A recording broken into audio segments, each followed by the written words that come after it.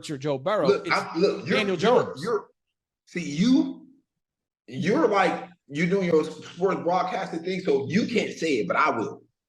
Daniel Jones is not, he's in the bottom tier. He's in the bottom tier of NFL quarterbacks. He's in the bottom tier. He's not mediocre. They're average quarterbacks. He's in the bottom tier. And I'm not here trying to talk bad about Daniel Jones. I'm just trying to be real for everybody who's hearing it. It's like every other day, we see a former NFL player just bashing Daniel Jones to defend Saquon Barkley.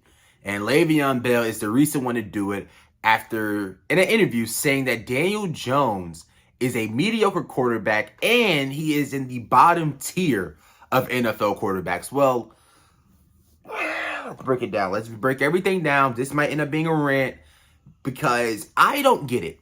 I don't get it. Why is it so hard to Why is it so hard to understand that you can be an above average quarterback and you can have an elite running back? The above average quarterback is going to always get paid more than the elite running back. Hell, an average quarterback might get paid more than the elite running back. Why is that so hard for people to understand? And then people are defending Saquon Barkley while throwing shots at Daniel Jones. Do people know that you do not have to bring down Daniel Jones to big up Saquon Barkley? You don't have to do it. And what else is getting me? What else is really it's not comprehending to me is there are two other teams. There are two other teams that have running backs on franchise tags right now. Not just the Giants. Well, Saquon Barkley's technically not on the franchise tag anymore. Work 1 year deal, but the Raiders exist. The Cowboys exist. The Raiders have Josh Jacobs. You know what Josh Jacobs did last year? Led the league in rushing yards. But no one is talking about that. Everyone is throwing all the shots at the Giants. And then with them throwing the shots at the Giants, what player are they going to throw the shots at the most? Because he's on the offense. He's the quarterback that no one really believes in. He's the quarterback that basically has only had one good season. He's a quarterback that nobody really takes seriously as a top 10 quarterback. That's Daniel Jones. Well, listen to this. How many mediocre quarterbacks, or what mediocre quarterback took Richie James, David Sills, and Marcus goddamn Johnson to the freaking playoffs? What quarterback is doing that? What quarterback in his wild card round debut, in his playoff debut, has 4 total touchdowns, almost 100 rushing yards, 300 passing yards in a freaking win? With a bad offensive line, a below average wide receiving core. Hell, yes, Saquon Barkley was there. Yes, great. But when Daniel Jones is dropping back, Saquon Barkley can't block for him. Saquon Barkley can't run a goddamn route for him. And I'm not trying to throw any shots at Saquon Barkley. I'm just calling it how I see it. Saquon Barkley ain't calling up no plays for Daniel Jones. Saquon Barkley ain't blocking for Daniel Jones. Saquon Barkley ain't running routes for Daniel Jones. So stop it. This is ridiculous. Absolutely ridiculous. And then it's Le'Veon Bell. Le'Veon Bell's the one talking about the running back market. Le'Veon Bell's talking about the one that's, talking about how you can be an elite running back and not still get paid. Does Le'Veon Bell know that he's the reason, or he's a part of the reason why the running back market is where it's at right now? Does he know that? After he, left Pittsburgh, held out, went to the Jets, got a big deal, what did Le'Veon Bell do? 3.2 yards per carry in his first year? Didn't have a 1,000-yard season after that. So that right there scared GMs in saying that maybe we should be paying running backs these huge deals, because as we've seen right here, he's an example of why you don't pay a running back that big of a deal, because after a certain point in time, the production drops off. At a certain time, running backs they don't last as long.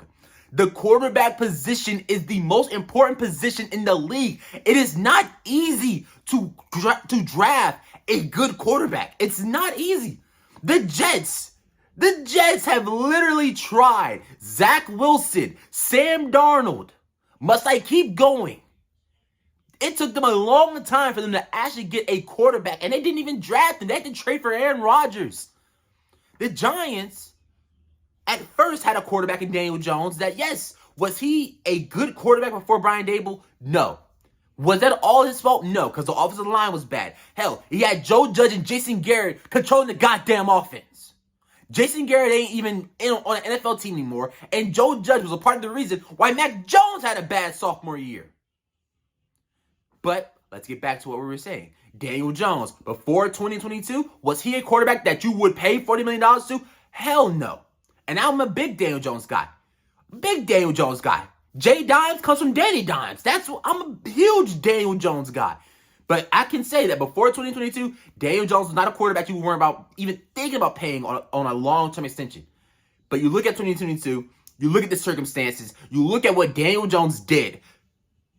Let's go back to London. Green Bay Packers.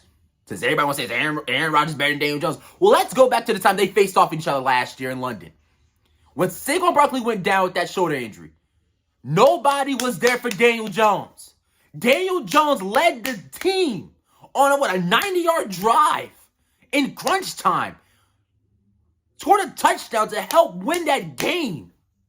What the hell are we talking about? Can we talk about the Colts game? The Colts game that secured the Giants their first playoff appearance since 2016. 4 touchdowns. I think it was 2 passing touchdowns, 2 rushing touchdowns. How many game-winning drives did Daniel Jones have last year? How many fourth-quarter comebacks did Daniel Jones have last year? But everybody wants to talk about Saquon Barkley and how, Daniel Jones is the reason why Saquon Barkley didn't get paid. Hell, Jonathan Taylor, and it's a tweet. I'm not going to say I brought this up, but it's a tweet. I can't find it. It's a tweet on Twitter about Jonathan Taylor requesting a trade from the Indianapolis Colts. Says that if Daniel Jones didn't get paid by the Giants, maybe the Colts would be able to pay Jonathan Taylor. Absolutely insane. And that's true. Maybe if the Giants didn't pay Daniel Jones $40 million, the Colts would be able to pay Jonathan Taylor. When will people learn? When will people learn? Daniel Jones is not a mediocre quarterback. How many mediocre quarterbacks could have took that team last year to the second round of the playoffs? Not a lot. Not a lot. And I don't give a damn What's your thoughts on Daniel Jones? I don't care. But to call him a bottom-tier quarterback? A bottom-tier quarterback? Are you insane?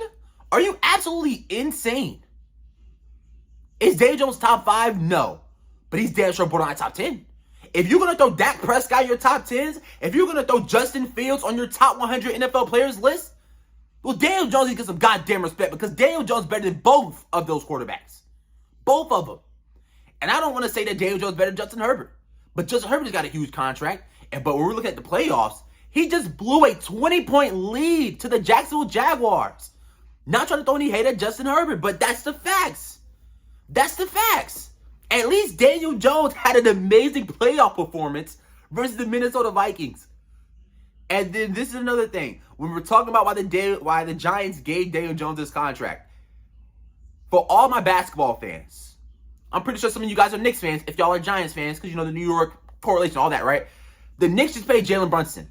But before Jalen Brunson was a New York Knick, he was on the Dallas Mavericks. He was a great player. He was a role player next to Luka Doncic. Averaged, 16 points. He had an amazing playoff performance in his last year with the Dallas Mavericks.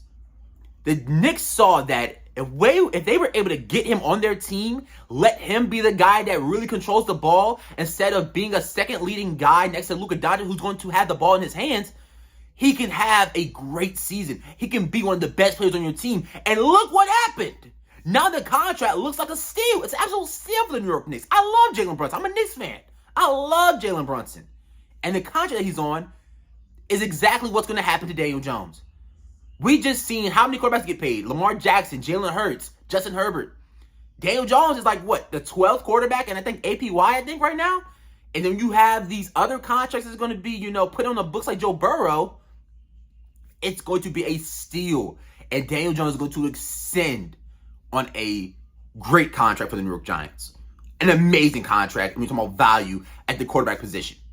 So Le'Veon Bell, shut the hell up. LaShawn McCoy, shut the hell up. Robert Griffin III, stop tweeting about Daniel Jones every goddamn day, please. Nobody cares because you're not speaking facts. Nobody cares because you're speaking bullshit. Absolute bullshit. All three of you. And what's the thing that all you have in common? Except for LaShawn McCoy, I don't know if he won a Super Bowl on, the Kansas City Chiefs while he was starting to ring hunt because his fucking career was fucking over. But none of you was the best player on your all Super Bowl teams. Le'Veon, you don't have a goddamn ring. Robert Griffin, you don't have a ring. LaShawn McCoy, you might have a ring because of the Kansas City Chiefs or the Tampa Bay Buccaneers. What's so hard to understand? What's so hard to understand? So, Le'Veon Bell, shut the hell up. Shut up. Nobody cares what your opinion. Nobody cares about your opinion. You're just giving Daniel Jones more bulletin board material, and hopefully, I'm gonna get on Saquon for this. Hopefully, Saquon Barkley stands up to say something about his goddamn quarterback. Hopefully, because there's no way in hell I would just allow multiple former NFL players to come out and disrespect my quarterback. That's just me though. But in total, Daniel Jones is not a goddamn mediocre quarterback. Brian Daboll literally just helped Josh Allen. Brian Daboll literally helped Josh Allen, become the quarterback he is now. Mike Kafka literally was from the tree of the Kansas City Chiefs with Patrick Mahomes. I'm pretty goddamn sure that Joe Shane, Brian Daboll, Mike Kafka know what a mediocre quarterback is. Dumbass. But that's going to do it.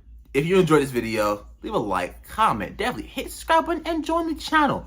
We have gained a lot of new subscribers since yesterday's video, so I just want to welcome all you guys in. Glad to have you guys here. But like I said, if you enjoyed this video, had to get a little rant on because guys are attacking my quarterback, and I don't like that. But until next time, it's Baby Boy J Dimes, and we are out. Go Giants.